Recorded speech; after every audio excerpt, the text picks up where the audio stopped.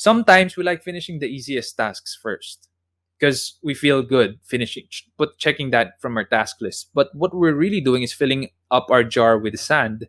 And so the important things don't get done for that day, and they have to be moved to the next day. And since next day is already filled, it would keep getting procrastinated until we feel bad about it that we can't finish stuff on time.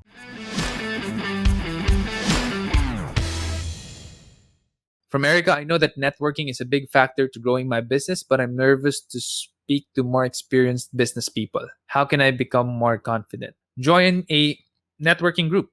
That's one of the easiest ways. So, some people who are afraid of public speaking actually join Toastmasters and learn public speaking there, and at the same time, get to mentor with other people who want to learn public speaking, and they could be business people too. I know a lot of business people actually join Toastmasters because they want to get over their fear of public speaking and they want to communicate better to their team. I'm a JCI Manila member. That is a really good network for me. I meet a lot of really great people who have a big heart because JCI is all about giving back to the community. It's a charitable organization.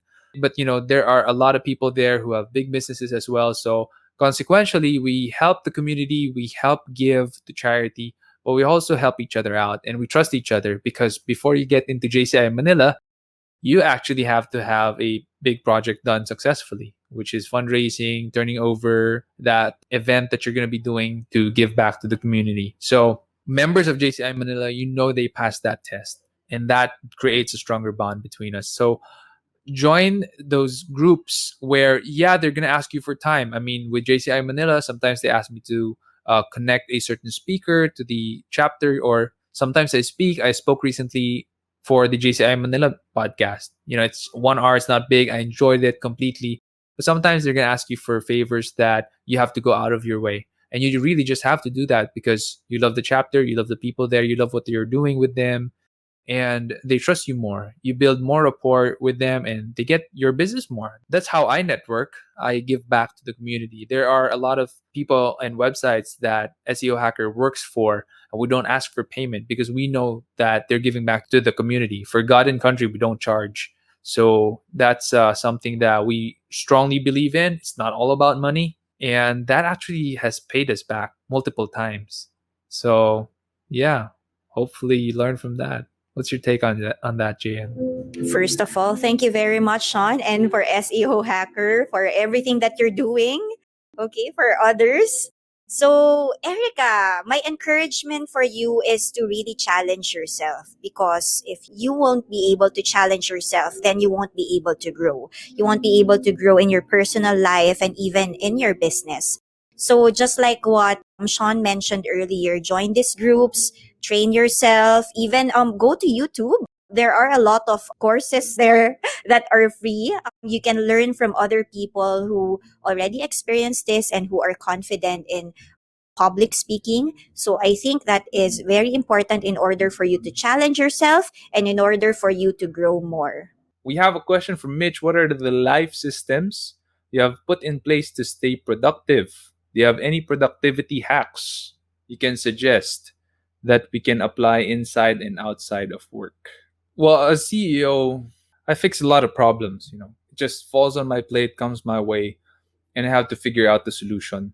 Often, I ask people if they have solutions na, because it's hard for me to always be the one thinking of solutions. So if they have solutions, 2 or 3 solutions, put them on the table. We'll work on that. And my day just becomes productive really by fixing the problems of my people in the team. Aside from that, I make sure that I list down my work, the tasks I need to do. Again, I use Todoist. I'm not a promoter. I'm not affiliated with them, but that's what I use. I pay for it. I integrate it, and that helps me to make sure I have a plumb line to measure. Am I doing well? Am I finishing tasks? And if I have to go to an emergency meeting or there's a critical issue burning in the company and I have to fix that, pagbalik ko, when I get back to my desk, there's my task list. I still remember what I need to do. A lot of people forget. Nawiwindang, di na maalala. But because I have my task list, then I know what I need to do. And I stay productive that way. Also, simple as calendar, right? Google Calendar. It's the shiz. I love it. So I just put everything in my calendar. People know how busy I am already because my calendar is pretty public for my team. They can see what meetings I have. They can pretty much see what's going to happen in my life that day at work. So they know when they can schedule more meetings for me with the client, or if I have to fix things, or with them if they want me to mentor them. They know it. So that's another productivity hack. There's no magic trick.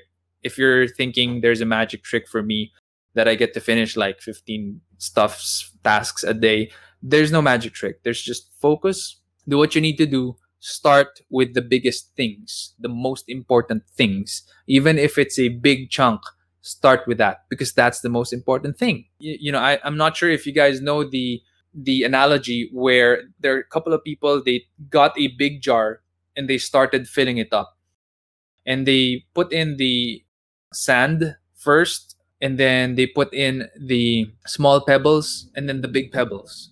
And hindi na magkasya, the big pebbles couldn't get in because it's filled with sand, and then the small pebbles and the big pebbles. But if you actually put the big pebbles first, the big rocks, and then you put in the small pebbles and then fill it up with sand, then everything falls into place. Kasya pa siya lahat.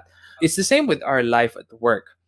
Sometimes we like finishing the easiest tasks first because we feel good finishing, checking that from our task list. But what we're really doing is filling up our jar with sand. And so the important things don't get done for that day, and they have to be moved to the next day. And since next day is already filled, it would keep getting procrastinated until we feel bad about it that we can't finish stuff on time. So always finish the important stuffs first. There should only be 1 to 3 super important things that you're going to be finishing that day, and the rest is all gravy. If you finish them, perfect, fantastic. If you don't, that's okay. So yeah, those are some of the things that I'd suggest. How about you? I think just to add, because you already mentioned a lot of great life hacks. Okay, so maybe just putting boundaries. Like if you will say, okay, from 6 to 8 a.m., I will have my me time, my quiet time. And then from 9 to 5, I will do my work. And then in the evening, I can do my other projects or spend more time with my family. So I think having boundaries with a system that you create is very important, and really setting up your goals annually, monthly, weekly, and daily. So that's just something that I want to add from what Sean already mentioned. That's really good stuff. No, put your goals into place, give them a time. If you don't put a time on your goals, they're called eternal goals and they will Right. never get done. Mhm. So good stuff. Good stuff. Really glad that we have JM here, who is a certified grief coach. Again, if you want to get in touch with her, please do on Instagram at Seasons with Miss JM. Send her a message if you want to ask her about coaching, or if you know someone who needs her help, then that's the place to go. Instagram right there. Thanks for all of you watching here who have stayed with us. I really appreciate you. Thank you. Let me know who you are. Send me a message as well. I'm on Facebook. We're on TikTok right now. I can't believe I'm on TikTok, but we are. Wow. Yeah. So that's it for tonight. Take care. Oh, hey, and since you're here, can you do me a favor? Can you hit on the subscribe button and hit the bell button and select all notifications so that whenever we have a new video, you're going to be the first one to know. Until then, keep leading. And so my thing is trying to create a pipeline through my nonprofit for someone to spend money with us without them having to go ahead and spend money to get the knowledge, wisdom, and understanding so that they can go out and feed their family. So that's what the basis between creating I Won't Starve Academy was about. Successfully being able to teach African Americans how to be entrepreneurs.